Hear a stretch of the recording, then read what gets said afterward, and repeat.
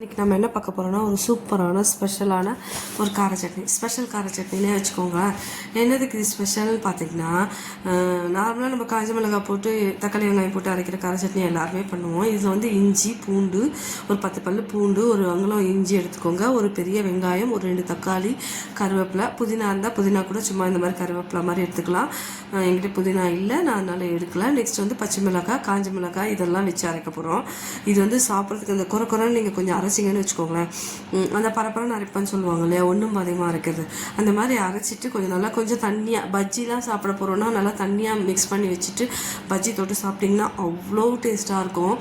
நீங்கள் சாப்பிட்டிங்கன்னா விடவே மாட்டீங்க. நெக்ஸ்ட்டு தோசை, இட்லி இதுக்கெல்லாம் வந்து அவ்வளோ அல்டிமேட்டாக இருக்கும். நான் இன்றைக்கி இது எதுக்கு பண்ணுறேன், எதோட நான் சாப்பிட போகிறேன்னா ராகி இட்லியோட சாப்பிட்றதுக்கு தான். கொஞ்சம் காரசாரமாக சாப்பிட்டா நல்லாயிருக்கும் இல்லையா, அதுக்காக தான். ஃபஸ்ட்டு ஒரு வானலில் ஆயில் போட்டுக்கோங்க. ஆயில் போட்டுட்டு நல்லா கடலைப்பருப்பு ஒரு 2 டேபிள் ஸ்பூன் போட்டுக்கோங்க. கூட வந்து காஞ்ச மிளகாய் போட்டுக்கோங்க. காஞ்ச மிளகாய் ஒரு 3-4, நான் சின்னதாக இருந்ததுனால ஒரு 4 போடுறேன். இதில் பச்சை மிளகாவும் நான் போடுவேன், ரெண்டுமே போடணும். பச்சை மிளகாய், காஞ்ச மிளகாய் போட்டுட்டு நல்லா வரட்டும். ஒன்று ஒன்றா வதக்கணும். இது நல்லா வதங்கட்டும். இந்த மாதிரி கடலைப்பருப்பு கலர் சேஞ்ச் ஆகும் பார்த்தீங்களா, கொஞ்சம் வறுபட்டுரும் இல்லையா, அப்போ வந்து நம்ம வந்து பச்சை மிளகா, பூண்டு, இஞ்சி இதெல்லாம் போட்டுட்டு நல்லா வதக்குங்க. இது வந்து காஞ்ச மிளகா வந்து குட்டி குட்டியாக இருக்கிறதுனால 4 போட்டிருக்கேன், பெருசாக இருந்ததுன்னா 2 கூட போதும்.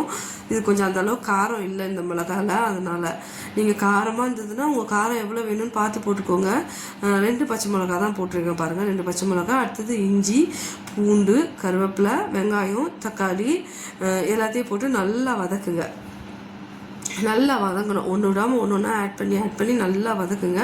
நல்லா வதங்கினதுக்கப்புறம் ஒரு சின்னதாக ஒரு புளி துண்டு எடுத்துக்கோங்க, ரொம்ப வேண்டாம். ஒரு சின்ன நெல்லிக்காய் இருக்கும் இல்லையா, அந்த அளவுக்கு ஒரு குட்டி புளி துண்டு எடுத்துக்கோங்க.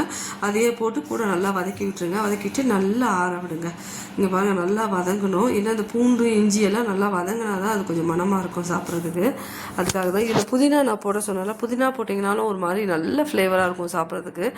இது எனக்கு தெரியாது, இது நான் ஒரு ஹோட்டலில் தான் கற்றுக்கிட்டேன். அவங்க எப்படி அரைக்கிறாங்கன்னு பார்த்து தான் கற்றுக்கிட்டேன், அதனால தான் எனக்கே தெரியும். அதுக்கு முன்னாடிலாம் எனக்கு தெரியாது.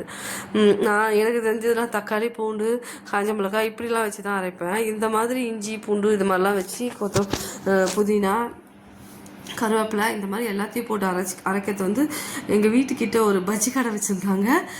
அந்த இடத்துல இப்போ இல்லை, அவங்க எடுத்துட்டாங்கன்னு வச்சுக்கோங்களேன். அவங்க வந்து இந்த மாதிரி அரைப்பாங்க. அவங்கக்கிட்ட பஜ்ஜி வாங்கினா அந்த சட்னி அவ்வளோ நல்லாயிருக்கும். நாங்கள் அப்போ பார்த்துட்டு எங்கள் பையனுக்கும் எனக்கும் அவ்வளோ பிடிக்கும். அதனால் இந்த சட்னியை ரொம்ப நாங்கள் அப்போ தான் செய்ய ஆரம்பித்தோம் அவங்கக்கிட்ட கேட்டு.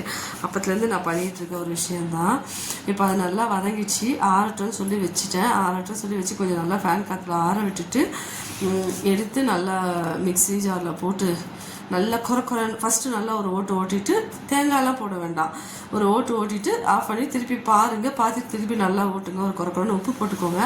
போட்டு கல் உப்பு தான் போட்டு இந்த மாதிரி குறைன்னு அரைச்சி எடுத்துட்டு ஒரு சின்னதாக ஒரு தாளிப்பு, கடுகு போட்டு தாளிப்பு போட்டுக்கோங்க. கருவேப்பிலை போட்டு, நான் கருவேப்பிலை போடல, வெறும் தாளிப்பு மட்டும் போட்டேன். கருவேப்பிலை இல்லைன்னு சொல்லிட்டு கொஞ்சம் தான் இருந்தது. போட்டுட்டு அப்படியே எடுத்து அந்த குறைன்னு இருக்க சட்னியை தாளிப்பு போட்டுட்டு நல்லா சுட இட்லி செம்மையாக இருக்குங்க. நான் ராகி இட்லிக்கு தான் பண்ணேன். எனக்கு ராகி இட்லிக்கு வந்து கொஞ்சம் நல்லா டேஸ்டியாக மனமாக இருந்தால் நல்லாயிருக்கும் இல்லையா. ஏன்னா ராகி இட்லினாவே வீட்டில் தெரிச்சு ஓடிடுவாங்களா, அதனால சரி இந்த மாதிரி ஏதாவது காரசாரமாக ஒரு சட்னி கொடுத்தோம்னா சாப்பிட்ருவாங்க. அதுக்காக தான் இந்த மாதிரி சட்னி பண்ணது. இட்லிக்கெல்லாம் வந்து மோஸ்ட்லி கார சட்னி, குருமா, சாம்பார் இப்படி தான் எடுத்துகிட்டு போவேன். இங்கே பாருங்கள், நானே கூட கொஞ்சம் அரைச்சிட்டேன்னு தான் நினைக்கிறேன். இன்னும் கூட குறைன்னு அரைச்சிக்கலாம், நல்லாயிருக்கும். அது நல்லா பார்த்தாவே அவ்வளோ நல்லாயிருக்கும். இப்போ வந்து ராகி இட்லிக்கு தான். ராகி இட்லி எப்படி பண்ணுறதுன்னா, 1.5 cup ragi, 1 cup idli rice, 1/2 cup உளுந்து ஒன்றாவே ஊற வச்சு மிக்சியில் அரைச்சி நீங்கள் வந்து அப்படியே உப்பு போட்டு புளிய வச்சுடுங்க. நைட் அரைச்சி வச்சிங்கன்னா காலையில் இந்த மாதிரி இட்லி ஊற்றுறதுக்கு போகும். சூப்பராக இருக்கும் இட்லி, நல்லா மெத்துன்னு நல்லா வரும். நீங்கள் ட்ரை பண்ணி பாருங்கள். ராகி இட்லி பண்ணாதவங்க ட்ரை பண்ணி பாருங்கள். ராகி தோசையும் இந்த மாவில் அப்படியே ஊற்றிக்கலாம். எப்பயுமே ஒரே மாதிரி இட்லி தோசை சாப்பிடாம இந்த மாதிரி கொஞ்சம் வித்தியாசமாக இட்லி தோசை செஞ்சால் சூப்பராக தான் இருக்கும் சாப்பிட்றதுக்கு. ராகி இட்லியோட தான் இந்த சட்னி நான் ஷேர் பண்ணேன். ரொம்ப நல்லா இருந்தது சாப்பிட்றதுக்கு. நீங்களும் இதே மாதிரி ஏதாவது ஒரு ஸ்பெஷல் டிஷ்ஷாக பண்ணி சாப்பிட்டு பாருங்கள். இந்த சட்னியை மெயினாக செஞ்சு பாருங்கள். நீங்கள் ராகி இட்லி செய்வீங்களா என்னன்னு தெரியல.